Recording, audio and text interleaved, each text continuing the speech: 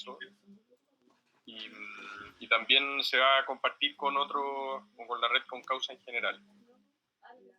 Perfecto, muchas gracias. Oye,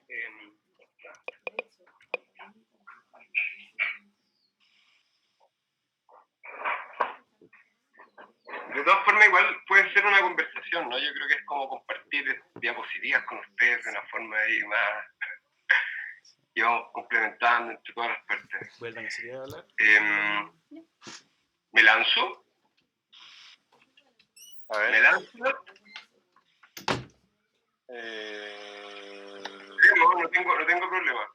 Un segundo, estoy empezando a grabar la... Ya, ahí estamos. Súper. Ya, bueno, Felipe, te agradezco mucho la disposición a estar acá con nosotros, de tener tiempo por preparar esta presentación. Bueno, Felipe Briceño, ya somos bien amigos. Trabaja en NIVA, que es el Instituto Noruego del Agua.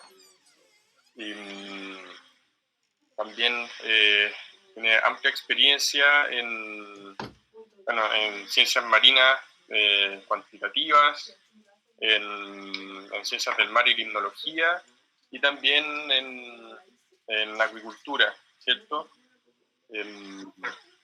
Y también, bueno, hoy en día nos va a hablar sobre todo respecto al cambio climático, a los efectos que este está teniendo en el ciclo hidrológico del planeta, y también qué es lo que estamos entendiendo hoy en día por antropoceno, ¿no?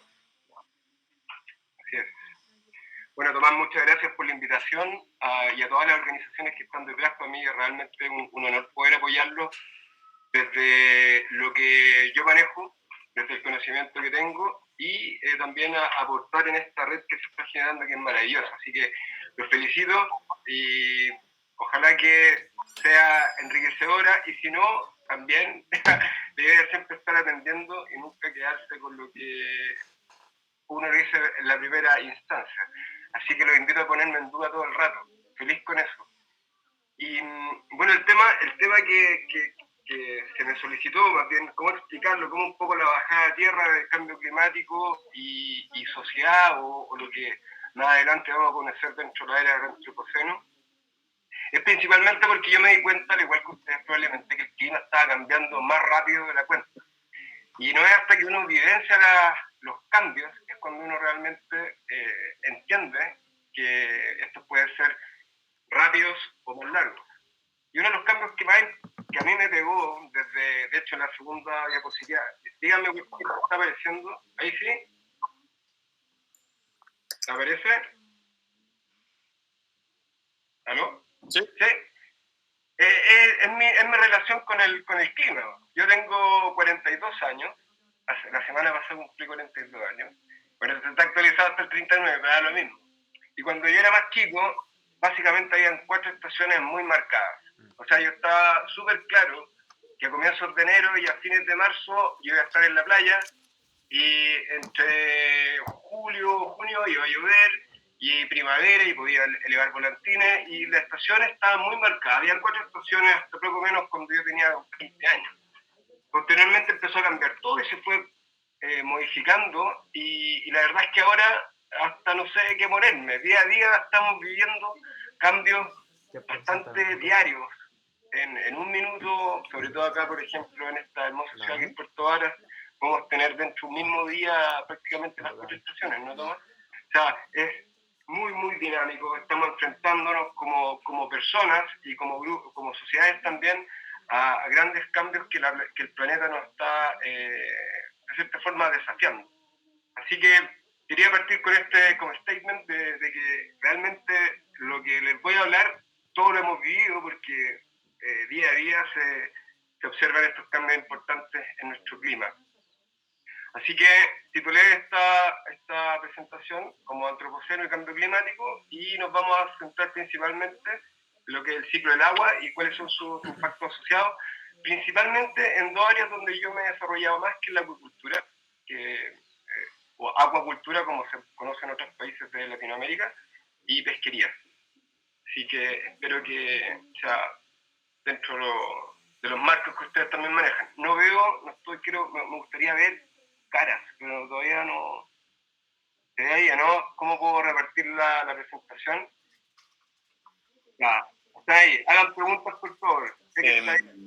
Tomás, está también. Hay varias también. Ya.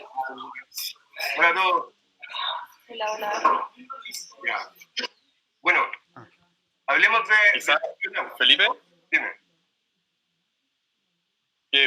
También como es tradición dentro de la organización de América Solidaria, presentarse también de forma bien breve entre todos los asistentes. Así que ahí le paso la palabra a Mane, que pueda presentarse y también que introduzca un poquitito por qué estamos aquí congregados. Hola, ¿nos escuchan bien? Perdón si se escucha un tecno horrible de fondo, pero esta cafetería no tiene muy buen gusto musical. Nada, soy Magdalena, coordinadora del Concausa. Estamos en esta como gran idea de hacer participar a la adolescencia del continente, que fue idea de ellos, en verdad. Nosotros estamos apoyando la idea de todo este proceso que va a ser pre-COP y COP, COI, etc. Por lo tanto, jóvenes que están decidiendo ser parte de la acción por la crisis climática, adolescentes de distintos lugares de América. Actualmente, de hecho, tenemos a un par representándonos en la pre-COP en Costa Rica, que están ahí hablando de las cosas de la adolescencia, son las únicas representando a la adolescencia ya, así que también es como un tema bien importante y un poco la oportunidad que tenemos de formarlos en distintas temáticas, así que gracias Felipe, en verdad, porque eres uno de los varios expositores y expositoras que van a venir a contarnos distintos temas que van a permitir a los adolescentes tener más herramientas técnicas también para que sus discursos por así decirlo, se argumenten desde una base teórica que les permita como hablar con propiedad, más allá de sus experiencias, que también son muy válidas, sino que como sus experiencias, así como la tuya, del cambio de las estaciones, ellos también puedan contar un poco lo suyo. Por eso, quizás como presentarte algunos de ellos, están repartidos por acá, entre los invitados, quizás María Esperanza de Ecuador, te puede hablar también. Quizás más breve las presentaciones para no gastarnos la hora entera, pero gracias, Felipe. María Esperanza,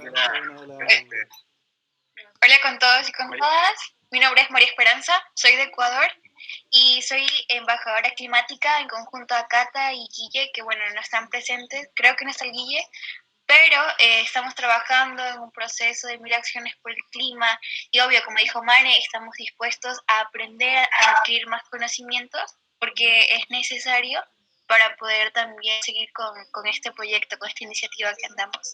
Y súper agradecida de que usted esté presente y de que todos estemos presentes dentro de esta reunión y bueno, a darle.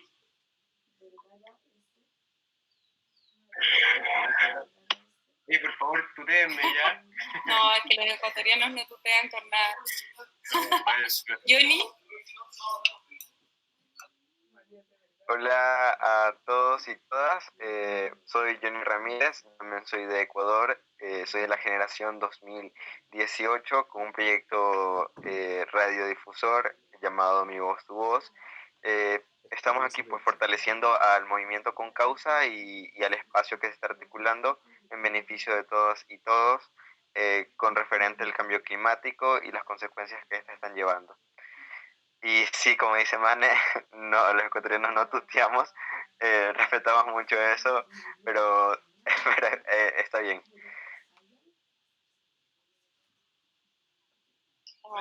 Dicho Chuls. Hola a todos y a todas. Bueno, primero que todo, Felipe, muchísimas gracias por compartirnos tu expertise y tus puntos de vista con este grupo. Va a ser un insumo tremendo en preparación para el Concausa, así que desde ya muchas gracias. Yo soy encargado de comunicación de América Solidaria Internacional y a mi lado está la flamante nueva incorporación de comunicaciones del Concausa, a quien le paso la palabra. Hola, yo soy Valentina Sá, estoy integrándome recién hoy día, así que nada, pues con muchas ganas y para aprender también de esta charla que vamos a tener ahora contigo, así que muchas gracias. ¿A quién se la pasó? A Seba Palma se la paso.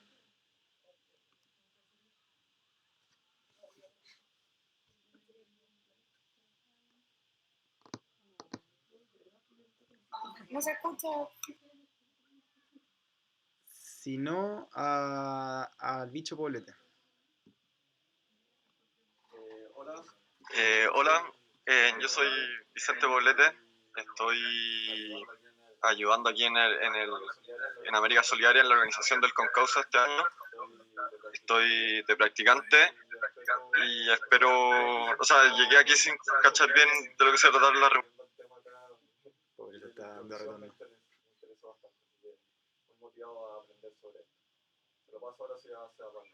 Seba Palma. Ahí arreglé el micrófono, ¿no? ¿Me escuchan? ¿Aló? Ya, súper. Hola, yo soy Seba Palma. Estoy hace poquito apoyando un poco al equipo del Concausa, un poco más como escuchando. Yo trabajo en el IGEUCAR, de una fundación que trabaja con profesores acá en Chile. Y estoy súper interesado en el tema, así que bacán también estar aquí presente en esta reunión. Muchas gracias. De nada, Seba.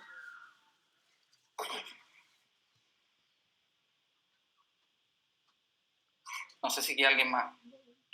Sí, ya en unos cuantos. Jason, Andrés queda. ¿No? Landy. O Jason primero. Estoy acá como oyente, trabajo con la Fundación Legaro Chile, acá en el sur de Chile. Soy el encargado de educación ambiental y supe de Concausa por una profesora de Yanquiwe que postuló a participar. Luego preguntando a Tomás Gárate de la fundación, que supe un poco más, hablando con Camila Ponce, y todo lo que he escuchado me parece fascinante. Así que muy feliz de estar acá y siempre podemos aprender de Felipe también. Así que gracias a todos, feliz de estar acá con ustedes. Grande Jason. Yandy, falta la mía. Comencemos nomás. Ya. Ya. Es que sí, suenan unos más, pero en el camino. Por lo general, Sí, podemos también interrumpir. Oye, pero genial. Yo también encantado de poder ayudar aquí y le agradezco a ustedes también de que podamos tener esta instancia, siempre rica. Bueno, voy a partir.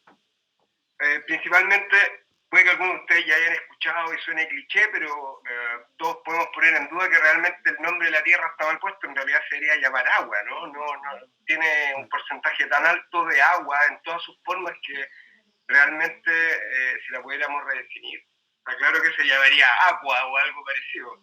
Pero este planeta, que tiene más de un 70% de agua en su masa, ¿cierto? Es un planeta que sustenta diversos ecosistemas, tanto acuáticos como terrestres. Y un eje importantísimo que si no estuviese la vida no podría existir, es justamente lo que ocurre durante el ciclo del agua. Se ve la presentación entera, ¿cierto? Sí. ¿Acá? Sí. Oye, quiero hacer una aclaración editorial. Si es que en algún minuto me refiero a todos o a todas, o sea, estoy aprendiendo el lenguaje inclusivo, ¿ok? Así que es como un asterisco y quisiera hacer inclusión en todo, pero si en algún minuto no lo soy, es netamente por mal training, ¿ya? Así que la idea es tratar de estar siempre siendo lo más inclusivo posible. Bueno, un poquito a ciencias naturales básicas, no tan básicas, pero sabemos que el agua está en todas sus formas en el planeta y gracias a eso, como les decía, puede sustentar ecosistemas tan ricos como los océanos, como los bosques. Esta agua está contenida principalmente en estos 4 estados, como los conocemos, ¿cierto? El estado líquido, que son los ríos, los océanos también, cómo se evapora, se forman las nubes posteriormente ingresan al sistema mediante la lluvia o también con la nieve y nuevamente se ingresa. ¿Por qué quería hacer hincapié en este ciclo? Porque a veces antiguamente se consideraba, por ejemplo, que los continentes y el océano estaban prácticamente separados. Y hoy en día se toman como un solo sistema. Es decir, que este sistema que entra, ya sea por la atmósfera, también va a tener un impacto directo e indirecto en el océano o en los diferentes cuerpos de agua que están presentes en el planeta. Esto es lo que vemos normalmente, es como la superficie, pero abajo también tenemos una masa de agua importantísima, que es todas las aguas subterráneas, que las conocemos también como dentro de los acuíferos. Y gracias a esos acuíferos hay muchas ciudades en el planeta que se pueden abastecer de agua cuando los cuerpos superficiales son escasos. Este puede ser el caso como el norte de Chile, países como Israel, países también o algunos estados como el de Jason en California, donde los acuíferos juegan un rol importante. Pero estos acuíferos están conectados también con el océano y con el río y con todas las formas superficiales que este tiene. Por lo tanto, separarlo es un graso error, y lo que justamente tenemos que ver es un enfoque completamente hidrológico del planeta, para entenderlo. Y la distribución, como habíamos hablado antes, ¿cierto? La gran tajada de la proporcionalidad en términos de materiales, por decirlo así, es agua salada. Un 70% de la superficie de la Tierra está cubierta por agua. Y hay un porcentaje más pequeñito que está cubierto por otras formas de agua, que es como lo aparece en esta diapositiva. ¿Sí? O sea, un 3% del agua del planeta está en estado dulce. Ustedes podrán entender que ese 3% de agua dulce es el que abastece a la carga humana, por decirlo así, que crece y crece. Por lo tanto, tenemos que pensar siempre y tener en claro que este número, este 3%, es el que sustenta básicamente la vida de nuestra especie y también de muchas otras que viven en ecosistemas que son terrestres y algunos dulceacuícolas. Todo esto que en el hecho de estar siempre en todas sus formas. En el sur de Chile, donde yo les estoy hablando, es una región rica en agua. Hay otras partes del mundo, otras partes de Chile que son menos dotadas de recursos hídricos.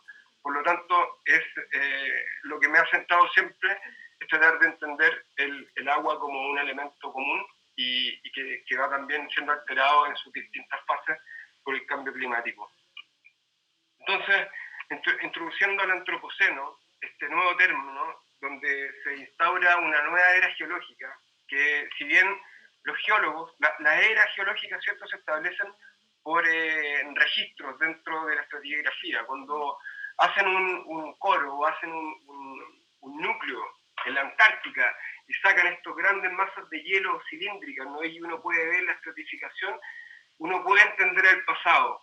Y puede ser mediante factores físicos, puede ser mediante cambios de la composición de la atmósfera o cambios de los minerales, ¿no?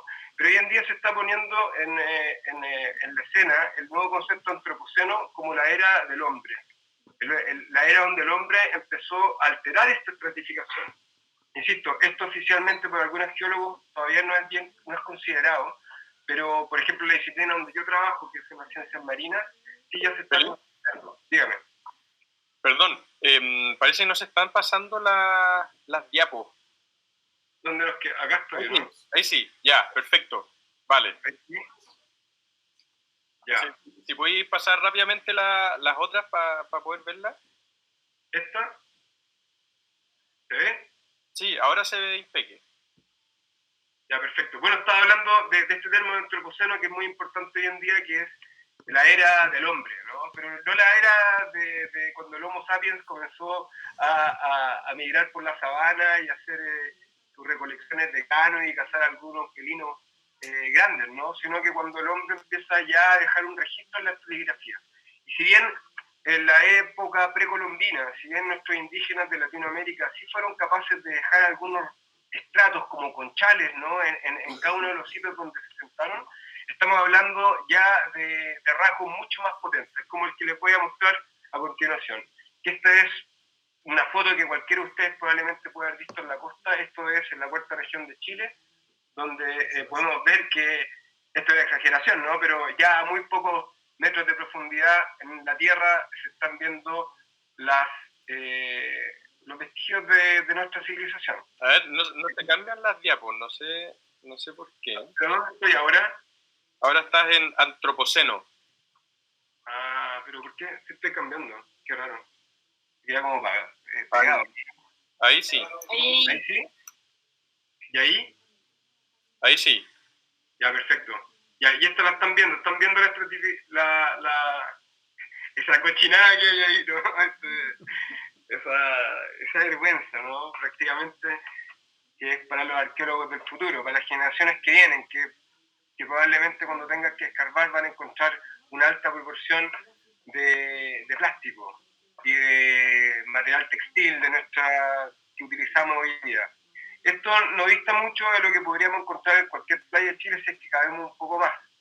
Y el término antropoceno, como les decía antiguamente, está orientado justamente a eso, a una huella ya geológica que podría quedar marcada como una estratigrafía.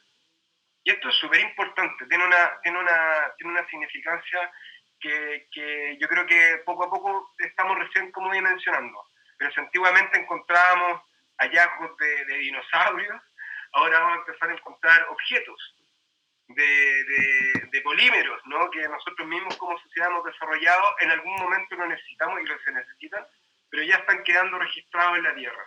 Y también van a estar quedando registrados, por ejemplo, los cambios en la composición de los gases en la atmósfera.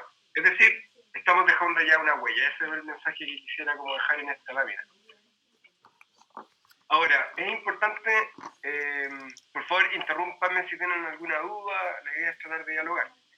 Es importante separar cuáles son que la Tierra ha sufrido variación climática de forma natural y también ha experimentado variación climática antropogénica, ¿sí? La Tierra, como ustedes saben, no sé si ven el cursor, durante miles de años también ha oscilado entre periodos que son más calientes que otros. Los periodos con menor temperatura han sido siempre asociados a los periodos de glaciación. Periodos de glaciación que permitieron también que el hombre se distribuyera que pudiese avanzar y sobre todo migrar hacia América. O sea, esta variación climática a gran escala ha permitido al hombre que pueda colonizar prácticamente toda la corteza terrestre. Y esto va también asociado, ¿cierto?, a engrosamientos o reducciones del hielo que básicamente están relacionados con las glaciaciones. Pero voy a poner esta animación para ejemplificar mejor esto, ¿sí? Espero que se vea.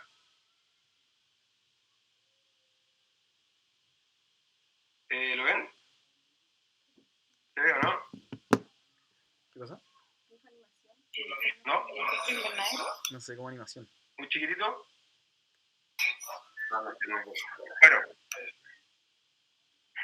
en este panel, se definió entonces que el cambio del clima atribuido directamente o indirectamente a la actividad humana. Ese es el cambio climático antropogénico. Y eso fue establecido por el marco de las Naciones Unidas para poder abordar el tema del calentamiento del cambio climático. Ustedes probablemente pueden estar confundidos o no, o yo lo estuve por lo menos cuando antiguamente se hablaba del calentamiento global, ¿no? Ahora se habla del cambio climático y ahora de hecho se está hablando de la crisis climática, ¿sí? O sea, el término también va evolucionando y se va modificando en función también de lo que la ciencia va abasteciendo de información, ¿sí? La ciencia ha sido fundamental para poder entender el sistema planetario. Y en esta lámina se muestran principalmente dos escenarios. Uno que es el efecto natural de los gases invernaderos y el otro es el gas invernadero que está producido por el hombre. Y para hacerlo bastante simple, el Sol y la Tierra dialogan de forma hermosa, ¿cierto?, por el calor que éste entrega a la Tierra, y siempre ha sido así. Y la atmósfera permite retener ese calor que entra desde el Sol, la radiación solar, ingresa y se queda dentro de la atmósfera, y esto permite que nosotros podamos tener temperatura, ¿cierto?, y que de cierta forma se pueda establecer la vida en el planeta, ¿sí? Entonces siempre va a existir una capa de gases invernaderos que son, por ejemplo, asociados con erupciones volcánicas, con procesos naturales ¿sí? Pero cuando con el paso del hombre, que después lo vamos a empezar, lo voy a mostrar en una diapositiva, el incremento de los gases invernaderos, ya sea dióxido de carbono, metano, etcétera, lo que hizo fue justamente engrosar esta capa. Y lo que hizo fue evitar que el Sol y la Luna dialoguen, o sea, el Sol y la Tierra dialoguen de forma armoniosa. Es decir, que toda la radiación solar que ingresaba a la Tierra o que ingresa a la Tierra queda capturada, ¿cierto?, en esta gran capa que es originada por nuestra producción. Miren, va a ser más fácil explicarlo en este gráfico. En este gráfico se muestra en rojo la temperatura desde 1880. Asombroso que la ciencia haya tenido la capacidad de poder retroceder tanto. Pero existen datos y registros desde ese tiempo. Y gracias a esos monjes, o probablemente algún alemán o algún chino que estuvo registrando, nosotros podemos reconstituir, en base a la observación, la temperatura del planeta en ese tiempo. En rojo está la temperatura, los grados Celsius que ha aumentado el planeta desde 1880. Y ustedes ven claramente que existe una tendencia hacia el aumento. Pero esa tendencia hacia el aumento no se aceleró, sino fue hasta la época industrial, ¿sí? Es decir, que cuando el hombre, a medida que iba desarrollando procesos industriales, eso fue donando más y más gases de efecto invernadero que hicieron básicamente acelerar el calentamiento del planeta. En amarillo está la radiación solar, es decir, toda la energía que entrega el Sol a la Tierra.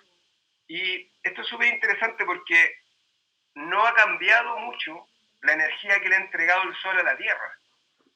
Por ende, el delta que existe, la diferencia que existe en el calentamiento de la temperatura, no se debe a este ciclo o esta relación Sol-Tierra, sino que más bien ha sido el aporte del ser humano en sus procesos.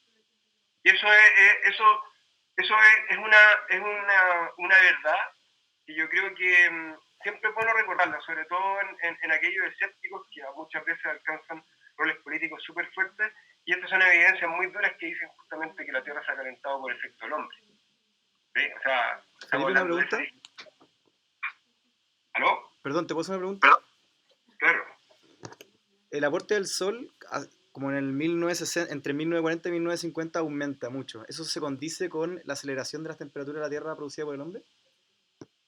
Es que también acuérdense que lo que mostraba antes puede ser también parte de este proceso de ciclo natural de la Tierra, donde a veces se calienta más o a veces se calienta menos.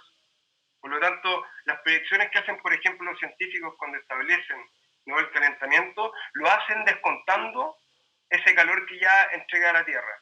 Y entre 1960, ¿tú te refieres a este de acá? Sí. Esto es radiación solar solamente. Ahora, acuérdense que es un sistema planetario que muchas veces también va cambiando con una escala de tiempo bastante grandes. A veces el Sol puede estar más cerca de la Tierra o más lejos, y estos pueden ser efectos más bien planetarios, ¿sí? Pero cuando despejamos ese ruido, cuando le sacamos toda esta naturalidad en la relación de la Tierra y el Sol, encontramos que existe una aceleración en el calentamiento del aire. ¿Se entiende? Sí. Y de hecho, pueden ver en líneas punteadas existe esta ciclicidad que ocurre, donde por estaciones, ¿cierto?, el Sol puede entregar más calor o menos calor. Obviamente que en verano la radiación solar es mucho mayor, y obviamente que probablemente en Ecuador la radiación sea mucho más alta que puede experimentar alguien en latitudes más altas. ¿Sí? Pero es asombroso, ¿no?, que finalmente si removemos todos los factores o todas las forzantes climáticas naturales, nos va a quedar una tendencia hacia el alza.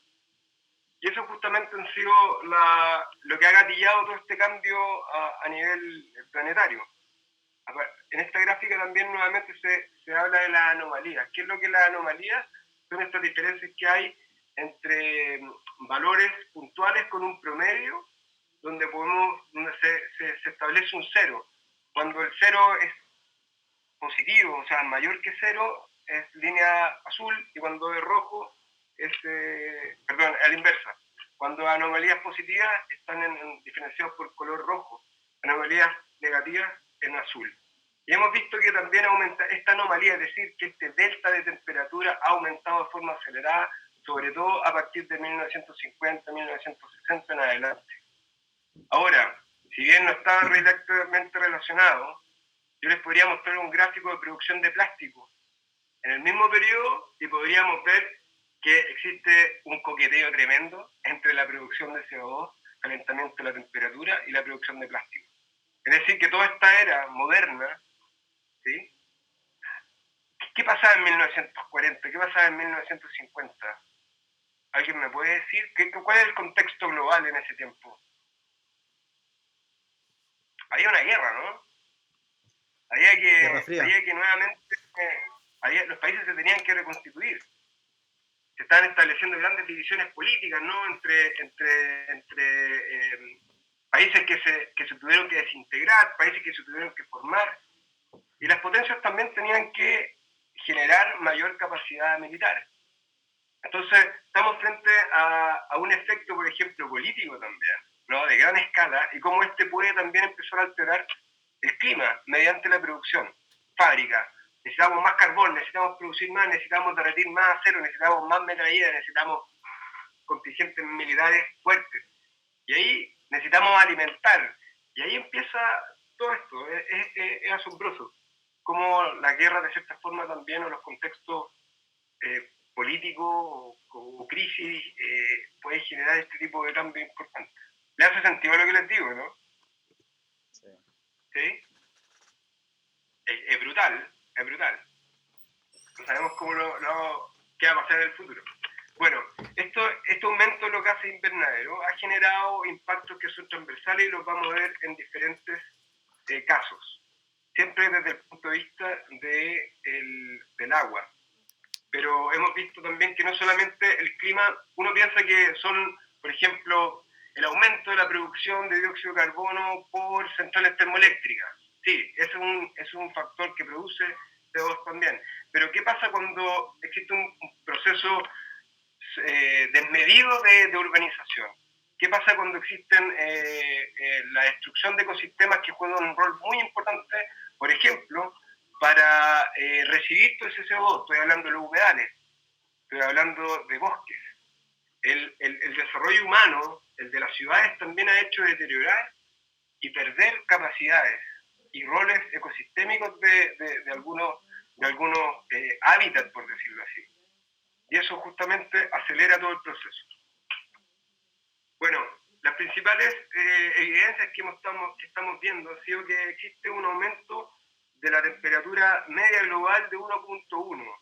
Después vamos a ver que ese 1.1 quizá para nosotros puede ser insignificante, pero si lo llevamos a especies que dependen de 1 grado, por ejemplo, del éxito reproductivo en la nidificación, cuando ponen nido, ellos pueden o no migrar hacia otros lados, o en los peces, o en diferentes, en la cadena trófica también, cómo se alimentan, cómo en la ecología de las especies, podemos ver que ese 1.1 puede ser importante. Eso también ha hecho de que existan catástrofes ambientales que se intensifiquen, en las inundaciones, de que existan cambios en los regímenes de precipitaciones, que llueva más en un lado, que llueva más en otro, que se inunden las ciudades, que existan pérdidas del casco polar, ¿no? De que son estos dos termostatos que tenemos en nuestra Tierra que permiten refrigerar el planeta. Todo eso va mermando y todos los aportes de agua dulce. Acá voy a mostrarles algunos gráficos. Yo sé que pueden ser medio duros los gráficos, pero los gráficos tenemos que pensar que están construidos con datos. Y detrás de esas líneas hay un montón de información que hoy en día podemos disponer. Así que yo adoro los gráficos y me encanta porque son testimonios. Ustedes cuando tengan este tipo de personas que generen cierta suspicacia o que duden de esto, existen estos gráficos y datos que les permiten entender. Ya no lo voy a leer más, pero en este gráfico de acá, por ejemplo, en el viaje, estos son gráficos que muestran diferentes fuerzas físicas que han ocurrido en la Tierra, como el aumento de la temperatura del aire, que ya lo vimos, ¿cierto?, que ha aumentado aceleradamente.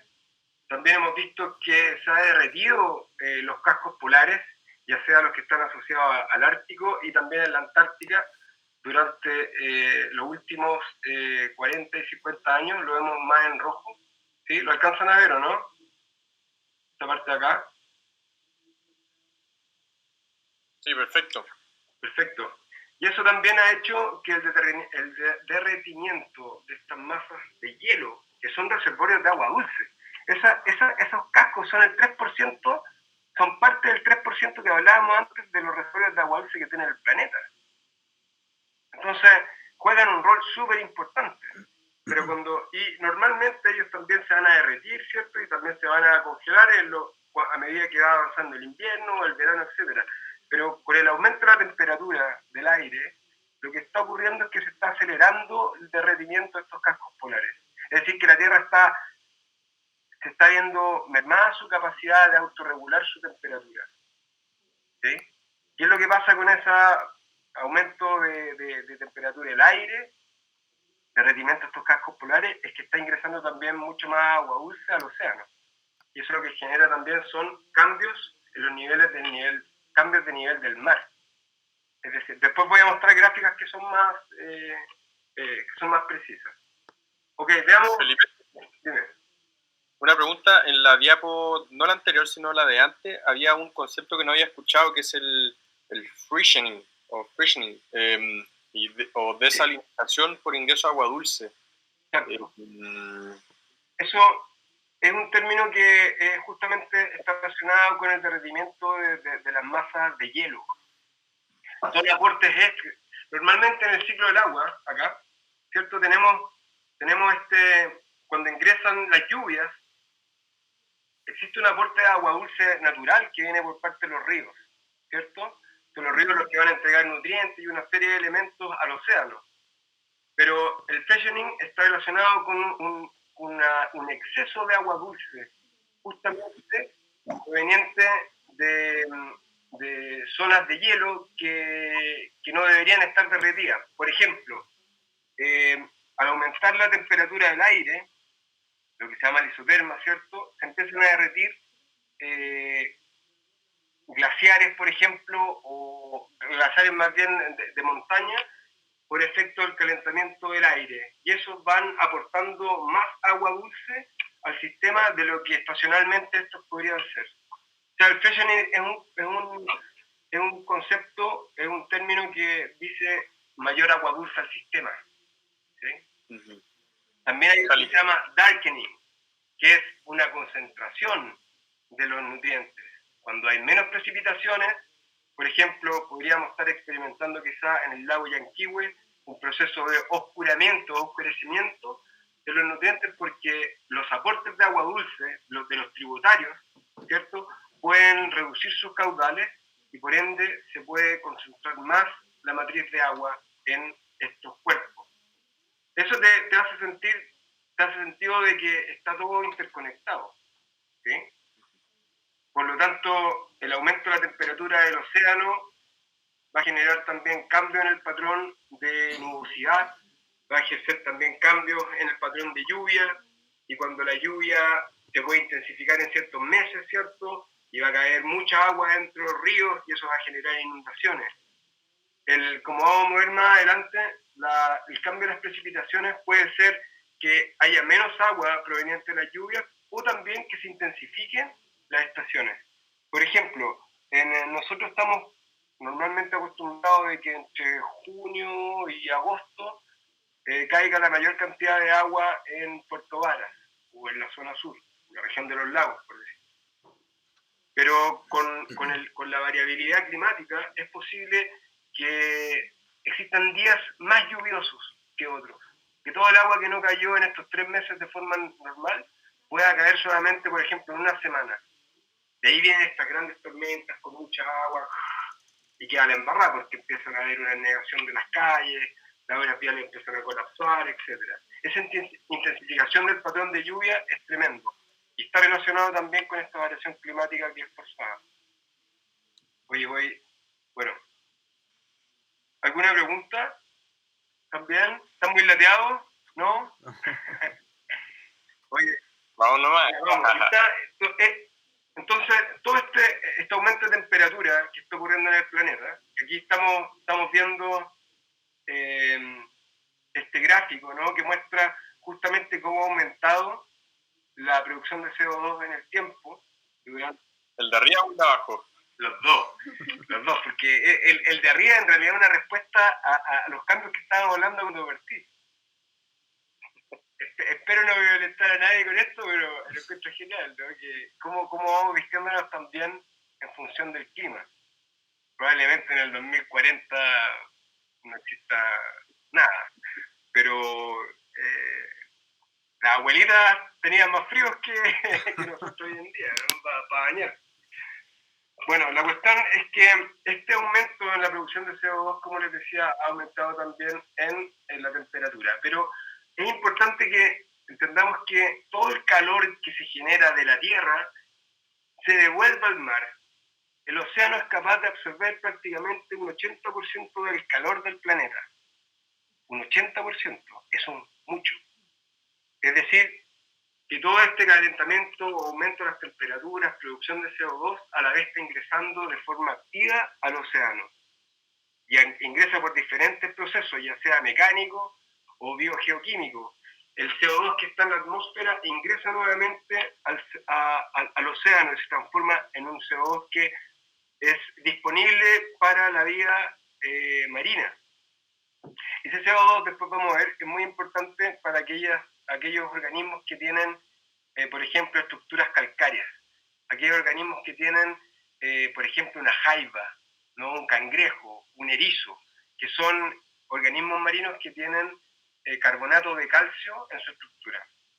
Cuando el carbonato de calcio se empieza a cambiar por la incorporación de este CO2 atmosférico que después pasa a ser acuático. Pero aquí lo importante es que todo este extra calor que existe va a ingresar nuevamente a la Tierra, al océano, y eso va a generar, por ejemplo, como en la lámina que sigue a continuación, zonas del océano que se están calentando más rápido que otras. El océano no se calienta de forma homogénea y las costas tampoco. Y existen estudios, por ejemplo, el de una ex supervisora que yo tuve en Australia, que está acá, que es un país que ha afrontado el tema del cambio climático desde la ciencia y también desde la política de adaptación. Han establecido cuáles son las zonas del planeta, por ejemplo, que se están calentando un 10% más que el promedio. Entonces, estas manchitas que ustedes ven, según este estudio, muestra que existen alrededor de 13 como hotspots. Son zonas de calentamiento oceánico. Y este calentamiento oceánico lo que hace justamente es cambiar los parámetros, ¿cierto?, del mar en términos de temperatura, CO2, etc. Y lo que va a hacer es un cambio del ecosistema y un impacto también en las industrias que están asociadas. Hay zonas también, por el contrario, que se han enfriado más. Aquí un poco la idea es ver que hay zonas que son más vulnerables que otras, que se han calentado de una forma mucho más acelerada en la costa, y también hay algunas que se han enfriado. Pero después, cuando hablemos de pesca y agricultura, vamos a poder ahondar un poco más en eso.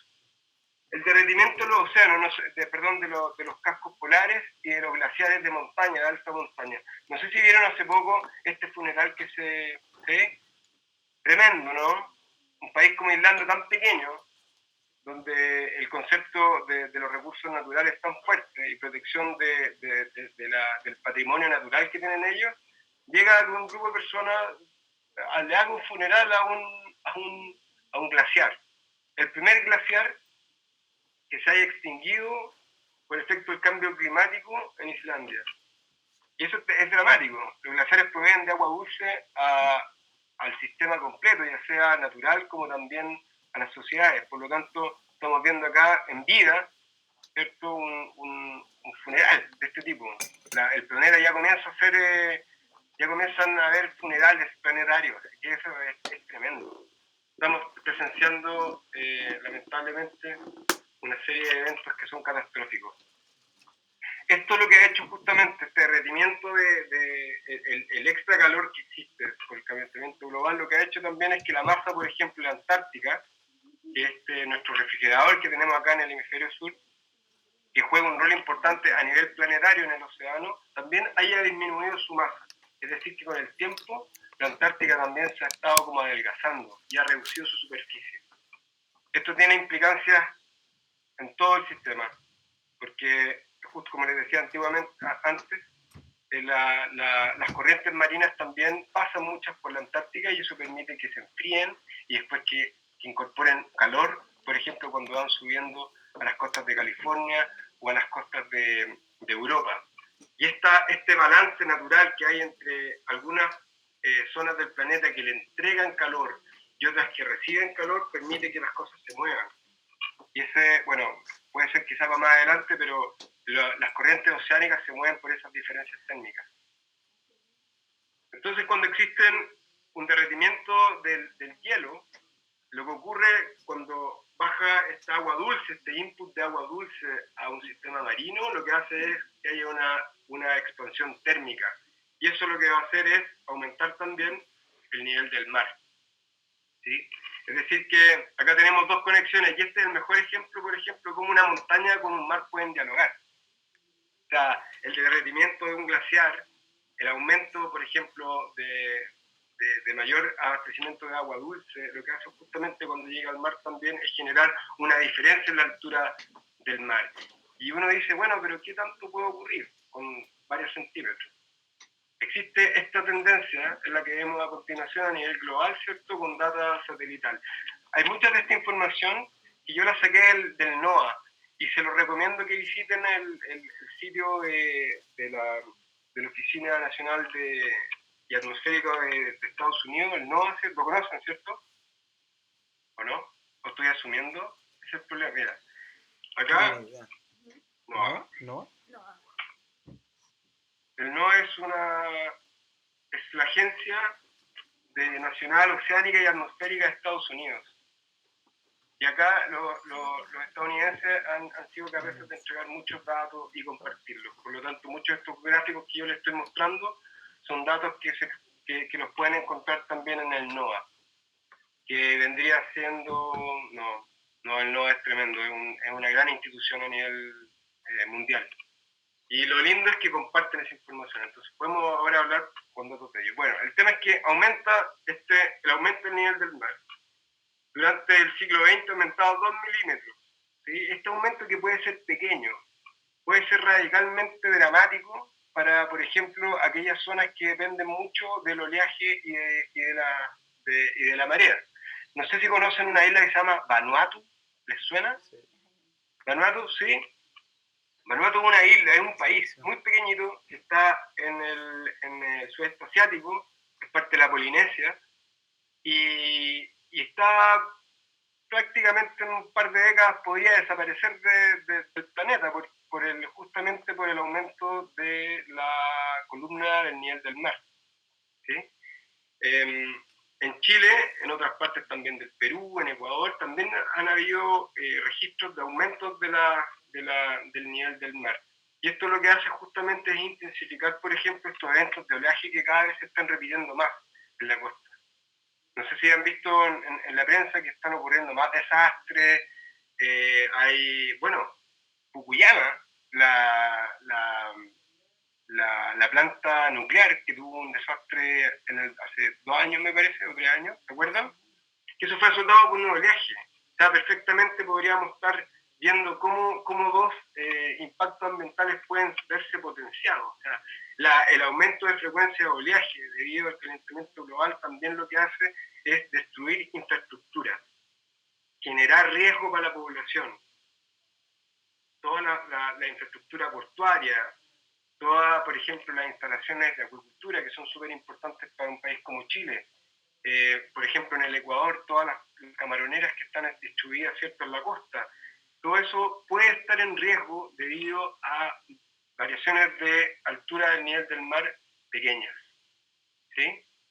Entonces, estamos frente a riesgos que son inminentes, que están ocurriendo por este diálogo, ¿no?, entre el ecosistema terrestre y el mar. También lo que está ocurriendo a nivel planetario, en los océanos, es que a medida que el CO2 relacionado con la emisión de gases invernaderos va aumentando, ¿cierto?, también el agua del océano se va acidificando. Es decir, que el pH, que es esta medida para poder, que está asociada con una medida logarítmica. Acá en el grupo hay científicos o científicas, o están relacionados con diferentes... Ok. Pero conocen el término el pH. El pH, por ejemplo, el pH de la es una medida de donación de protones, de carga de hidrógeno. ¿Sí? Entonces, para que tengan una idea, el agua de mar tiene un pH de 8. El agua dulce que nosotros bebemos tiene un pH de 7. Cuando hay variaciones del pH que son mínimas, eso se tiene que llevar a un nivel logarítmico. ¿Y qué quiero decir con eso? Con pequeñas variaciones del pH pueden tener serios impactos en organismos acuáticos. La acidificación del océano está relacionada principalmente por un cambio de la reacción química del CO2 que ingresa de la atmósfera al océano. Y este CO2, esta molécula, ¿cierto?, que tiene un carbono y otro oxígeno, es súper importante también para muchas especies, como los caracoles de mar, como los erizos, como las langostas, los crustáceos, etcétera, para formar estructuras. Y por ejemplo, en esta gráfica se ven esta es una especie de molusco que habita en la columna del agua, donde fue expuesto a diferentes concentraciones de CO2 o variaciones de pH. Y vamos viendo que a medida que aumenta el tiempo de exposición a aguas más ácidas, este tipo de organismos no es capaz de generar calcificación, ¿sí? Es decir, que su estructura se deteriora. Y eso es súper importante para muchas especies, y no solamente, por ejemplo, para aquellos que tienen estructuras duras, sino que también para los peces, o para tiburones, etc. La variación del pH, el pH del agua y su cambio puede ejercer un impacto importante. Por ejemplo, los peces tienen un sistema de equilibrio que está dotado por los otolitos, no sé si los conocen, que son unas estructuras calcáreas pequeñas que tienen los peces que le permite mantener la estabilidad. Esa estructura calcárea, al ser sometido cuando pequeños los peces a pH más bajos, lo que hace justamente es deformar esa estructura. Por lo tanto, los peces pueden estar desorientados, se pueden morir, o pueden tener, por ejemplo, deformaciones esqueléticas. A lo que voy con todo esto es que pequeños cambios en la condición físico-química del agua pueden tener serias implicancias para la vida en el agua y también en la tierra.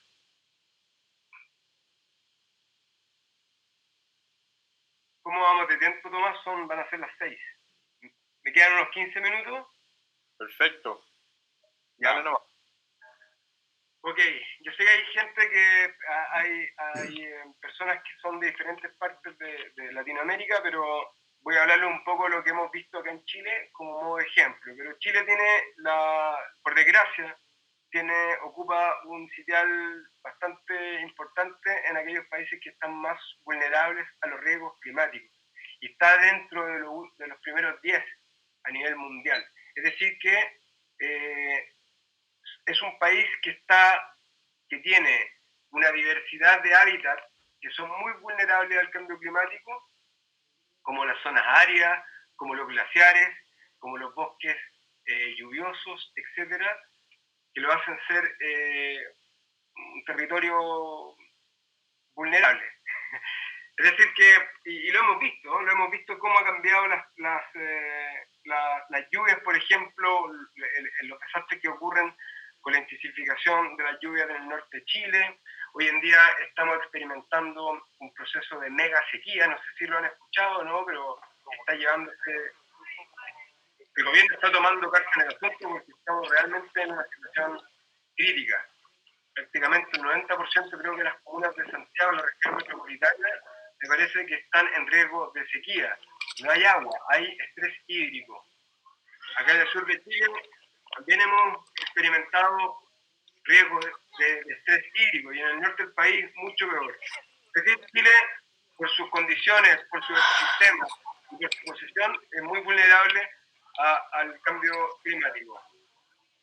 Bueno, estos son gráficos de tendencias que han mostrado lo que ocurre en los océanos en la costa de Chile, en el agua, en el mar, ¿sí? Y la verdad es que todavía no es muy claro. Si bien yo les dije que el océano de forma general se estaba calentando, hoy en día existen procesos un poco inversos en la costa chilena. Es decir, que hay un proceso de cooling que es complicado. O sea, es decir, que hay partes del territorio nacional que que se están enfriando más que el promedio. Eso está relacionado por los drivers, es decir, estos forzantes regionales y locales, atmosféricos y oceanográficos que rigen en la temperatura. Por ejemplo, el fenómeno del Niño, ¿cierto? Y otros procesos que están relacionados con el modo anular antártico. Es un sistema climático. Es un sistema climático que está conformado por diferentes forzantes. Pero a lo que voy con esto es que, si bien a nivel mundial se ha dicho que ha aumentado, bueno, en Chile hay zonas que sí han aumentado y hay otras que no. ¿Sí? Entonces, eso hay que tenerlo muy claro, porque es un ejemplo de que podemos estandarizar los efectos para todos los países y para todas las regiones. ¿Sí? Y eso ustedes como representantes, ¿no?, de sus países y de las organizaciones, es muy importante tratar siempre como de aterrizar y tratar de evidenciar si existe falta de información local, como para poder decir que existe desconocimiento del cambio que pueda ocurrir en estas partes. ¿Sí? ¿Le hace sentido? Porque la información es más bien macro. Completamente.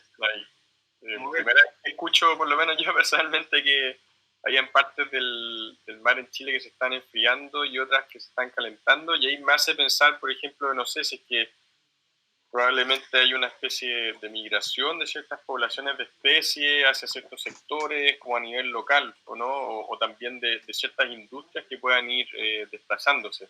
Exacto. Eso es súper interesante porque también podría ser como un ejemplo de adaptación.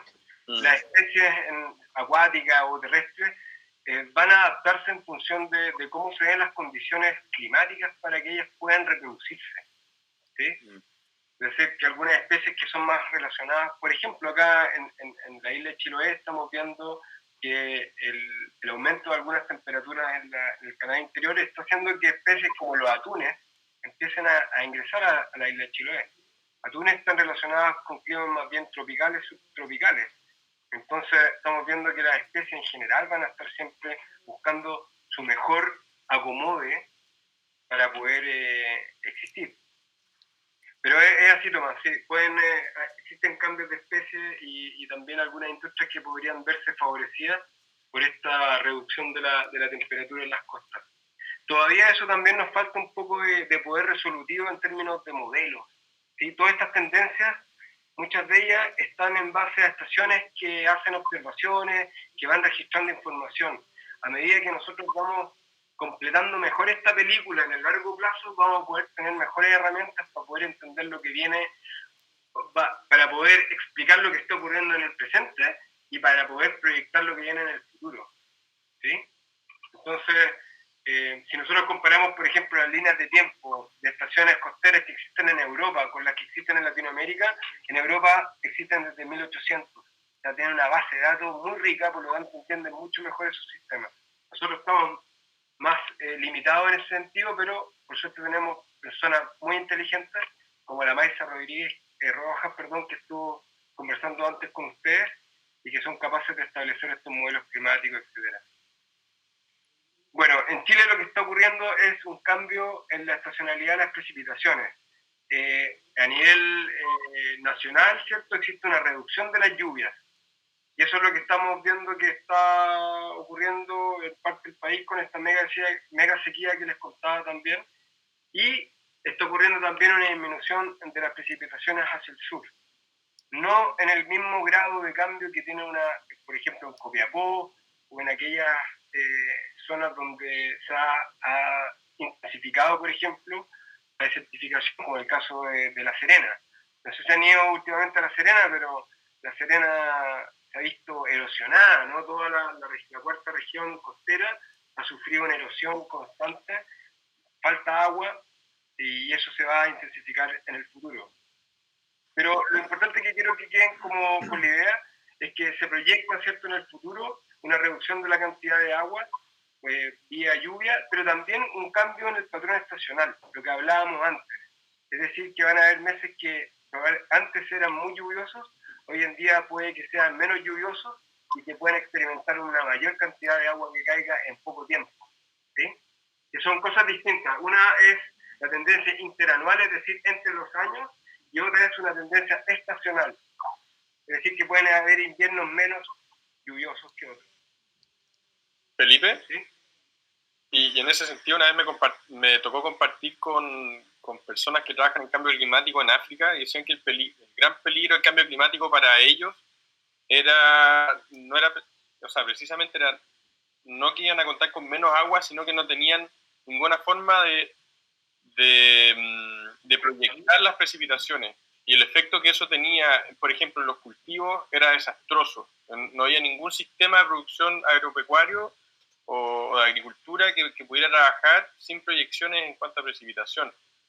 Claro, eso es dramático, Tomás, y qué bueno que hiciste el punto, porque justamente esa ausencia de modelos predictivos o herramientas matemáticas que les permitan a productores saber cuánta agua va a caer el próximo año es dramático.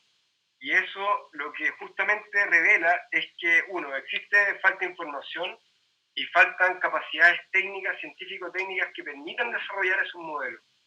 Muchas de las modelaciones que se entregan a nivel nacional, como la que, por ejemplo, les estoy mostrando en esta diapositiva, donde se ven cambios de, por ejemplo, acá están los meses asociados con las estaciones, ¿cierto? Acá está verano, otoño, invierno, primavera. Esto a nivel nacional. Sí, está, bueno, es como la zona centro-sur de Chile, ¿sí? La región sur. Pero si yo quisiera ver, por ejemplo, una localidad en específico o una cuenca en específico, eso significa que yo tengo que aumentar la resolución de ese modelo y tengo que generar datos que permitan alimentar ese modelo. Entonces, esa realidad africana que tú mencionas está vinculada con probablemente la incapacidad de poder hacer observaciones, tomar datos, porque si yo no tengo datos de cuánta agua está cayendo hoy en día, no voy a poder hacer modelos predictivos que me permitan saber cuánta agua va a caer en el futuro. ¿Sí? Y cuando no sé si supieron, pero en el 2016 acá en la región de los lagos hubo una mortalidad masiva de salmones producto de cambios en una microalga que generó una mortalidad muy grande en la industria salmonera. ¿Sí? Ese bloom que hubo de microalgas estuvo relacionado también con cambios en la temperatura del agua y una serie de cosas. Pero lo que mostró principalmente esta crisis que enfrentó, por ejemplo, la industria salmonera, es que no teníamos herramientas ni teníamos datos para poder enfrentarla. Es decir, que si hubiésemos conocido mejor el sistema, estoy hablando de la temperatura de los lagos, del mar, la temperatura del aire, a nivel local, probablemente podríamos haber detectado anomalías que nos hubieran dicho, ok, hay que estar en plan de contingencia. ¿Sí? Entonces, Chile también experimenta, no solamente como países de África, este tipo de ausencia de datos. Porque capacidades intelectuales y capacidades avanzadas humanas existen en todos los países, pero a veces el dato no está. Es importante tratar de incorporarlo. ¿Sí? En este gráfico entonces se proyectan, por ejemplo, para el 2050, hablando de futuro, cambios muy importantes en los regímenes de precipitaciones para ciudades que son muy dependientes del agua, ¿no? Como aquellas ciudades que están ubicadas en la zona macro-sur de Chile. Estamos hablando de Concepción, Temuco, Valdivia, Puerto Montt, Coyhaique, etc. Pero hay una, por ejemplo, en Punta Arenas, donde se estima que va a haber más lluvia, no menos lluvia. En naranjo están aquellas, se muestra el porcentaje de cambio, el porcentaje de reducción de lluvias en estas ciudades proyectadas para el 2050. ¿Sí? Es decir, que en Puerto Montt, que es la capital de la región donde yo vivo, y también está Tunay y Andrés, va a existir en el futuro probablemente una reducción del 12% de menos agua de las precipitaciones. Y eso va a generar importantes cambios también en la producción agrícola, en el sistema acuático, ¿no? Que está entre la montaña y el mar, etcétera, etcétera. Hay bueno, voy a avanzar en una parte, yo creo que están más o menos como las bases armadas, ¿no? de estos grandes cambios, y quiero llevarlo a la parte de acuicultura, que es donde yo me he manejado más. Pero lo voy a tratar de hacer muy rápido, porque me quedan 5 minutos. ¿no? Oye, bueno, Chile, al igual que muchas otras industrias que dependen del agua, la acuicultura y la pesca son industrias que están experimentando cambios más acelerados en términos de productividad relacionada con el cambio climático. Hoy en día no existe mucha información y en este mapa que les muestro, que es un mapa que pueden encontrar en un documento que generó la CEPAL en el 2009 que habla del cambio climático y la economía en Chile, se establecen cuáles son aquellas industrias que podrían ser más vulnerables a los cambios asociados con la reducción de temperatura, el aumento de la temperatura de la superficie, ¿cierto? Y la reducción de lluvias. Y acá tenemos la minería, la agricultura, la ganadería, las forestales, hidroeléctricas. Eso es súper importante. ¿Cuáles son los desafíos que se van a instaurar, ¿cierto?, en el futuro, cuando hayan cambios en los regímenes de precipitaciones para la generación de energía? Pero en acuicultura y pesca existen incertezas. La verdad es que todavía no entendemos muy bien el océano y la interacción con el ecosistema terrestre como para poder tener mejor certeza de lo que va a ocurrir en el futuro. Pero a nivel global podemos establecer ciertos impactos que ocurren en el cambio climático sobre estas dos actividades, que es donde yo me he desarrollado más. Pero antes de entrar al impacto principal, o los impactos principales, o efectos negativos y positivos también, tenemos que entender de que la pesca y la acuicultura son actividades que dependen de organismos que a su vez se regulan con la temperatura del ambiente. Son poiquilotermos. Nosotros somos homotermos, es decir, nosotros tenemos la capacidad, junto con las vacas, con los mamíferos en general, de poder regular nuestra temperatura corporal. No dependemos del sol, como por ejemplo lo puede hacer un reptil, o de la temperatura del agua, como lo tienen que hacer los peces. Es decir, que por ejemplo los salmones o las anchoas, las anchovetas, los crustáceos, a medida que van experimentando cambios en la temperatura del agua donde viven, es que pueden experimentar estrés o no en su fisiología. ¿Sí? Cuando acá en este gráfico, por ejemplo, ¿lo ven bien? Sí. En este gráfico muestra cómo los cambios de temperatura es la tolerancia a los cambios de temperatura en función de los estados de vida de un pez, por ejemplo. Cuando son huevos, pueden tener rangos más acotados de temperatura, es decir, que pueden tolerar variaciones muy pequeñas de temperatura. Pero cuando son juveniles o cuando son, por ejemplo, larvas, pueden tolerar rangos más amplios de esa temperatura. ¿Sí? Y así es donde se establecen algunas especies que son estrictamente, que se pueden solamente desarrollar a ciertas temperaturas. Y un cambio de 1 grado, que es el cambio que hablábamos antes, puede generar, por ejemplo, que toda una población de peces desove, es decir, que se reproduzca de una forma anticipada o de una forma tardía. Los peces, en general, respiran el oxígeno que está en el agua. Y ese oxígeno también, su disponibilidad va cambiando en función de la temperatura del agua. Cuando se calienta el agua, la disponibilidad de oxígeno es menor.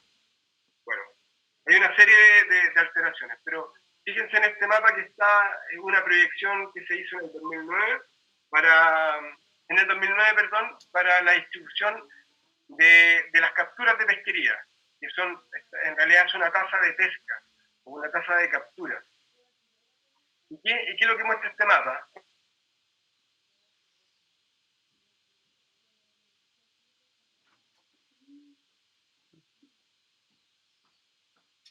Sí, que pegó. ¿Aló?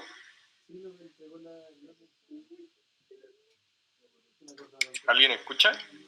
No, está, ¿cómo se llama? Parece que se quedó pegado. Está congelado. Sí. A ver. Capaz que haya sido su cargador o algo así. Vamos con problemas técnicos. Un segundo.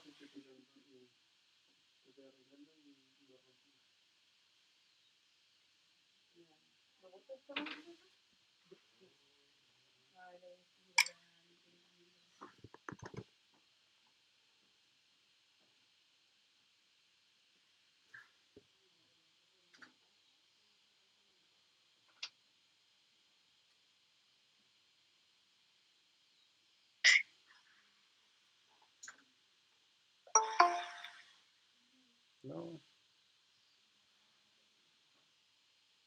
Igual me tengo que ir, en verdad. Estoy demasiado desastre. Espera.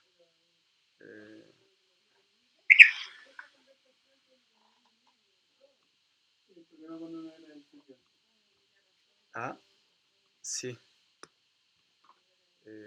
¿Cómo detengo la grabación? Es que eso es en Zoom. Esto es QuickTime. Voy a tener que salir. Ya, pero quiero apagar la...